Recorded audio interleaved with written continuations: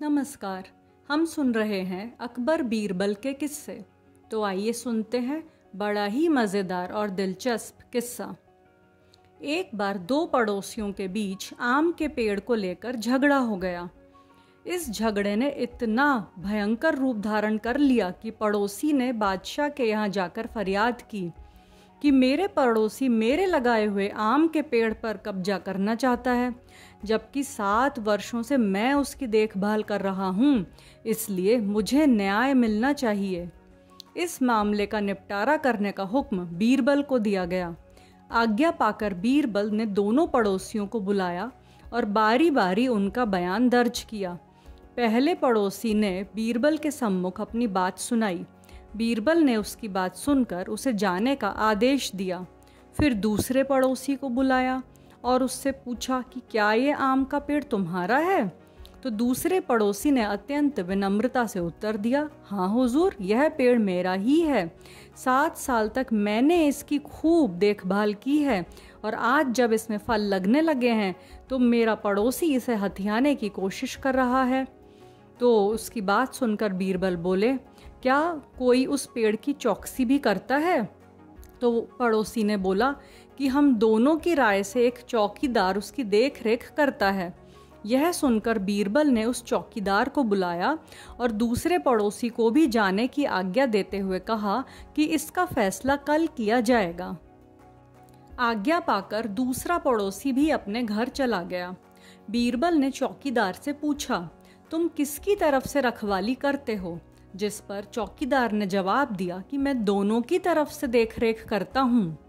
मुझे ज़्यादा दिन भी नहीं हुए हैं, 1-2 महीने से ही यहाँ काम पर आया हूँ, इसलिए मैं यह भी नहीं बता पाऊँगा कि पेड़ वास्तव में किसका है। बीरबल ने चौकीदार को वहाँ रहने का हुक्म दिया और स्वयं इस मामले पर विचार करने लगे।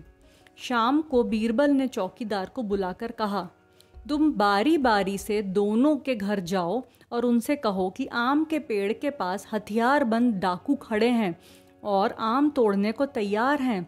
फिर चेतावनी देते हुए आगे बोला, मेरी बताई हुई बात से ज़्यादा ना कुछ कम।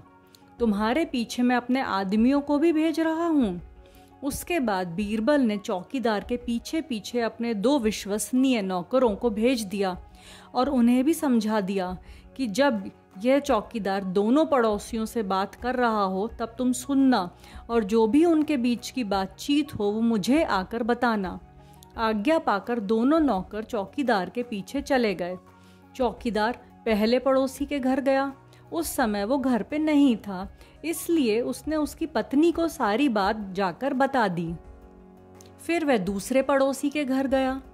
वह भी घर पर उपस्थित नहीं था, तो चौकीदार ने उसकी भी पत्नी से अपनी बात कह दी और लौट आया।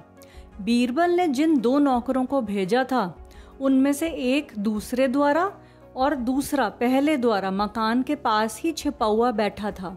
जब रात हो गई तो पहला पड़ोसी वापस आया। घर आते ही उसकी पत्नी ने उसे चौकीदार द्वारा कही गई बात बता दी। यह सुनकर वह बोला, इस अंधेरी रात में कौन जाए, वो भी बिना खाए पिए, शत्रुओं का सामना और करे। चाहे आम रहे या ना रहे, मैं नहीं जाऊंगा।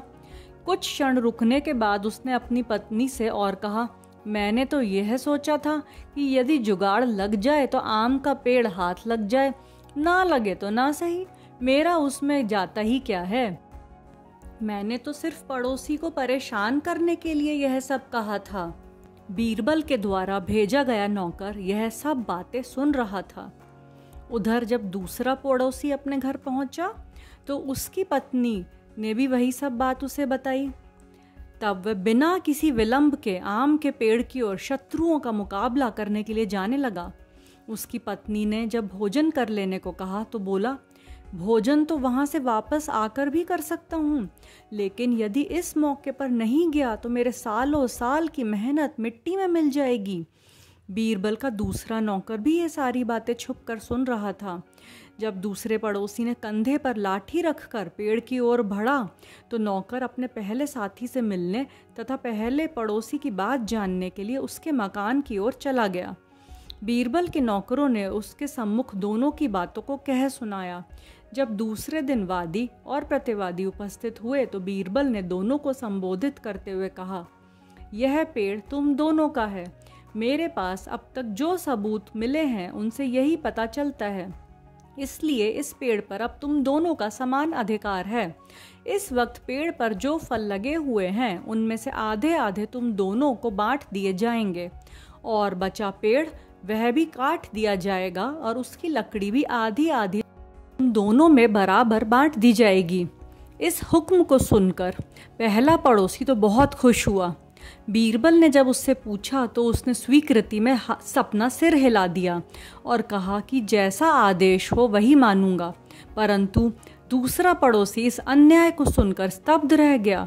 उसने गिड़गिड़ाकर बीरबल से प्रार्थना की, यह पेड़ भले ही मेरे पड़ोसी को दे दो, लेकिन इसे कटवाने का हुक्म ना दो। यह मुझसे देखा नहीं जाएगा। इस साल तो इसमें छोटे छोटे आम के फल भी लगे हुए हैं। कहते कहते उसका कंठ भर आया। बीरबल को विश्वास हो गया कि यह पेड़ निश्चित ही दूसरे पड़ोसी का है। उसने नौकर को पहले पड़ोसी की तरफ इशारा करते हुए सजा देने के लिए कहा, और अब पहला पड़ोसी यह भी समझ गया था कि असलियत छुपाए न छुपेगी, इसलिए उसने अपना अपराध स्वीकार कर लिया और बीरबल से दया याचना की।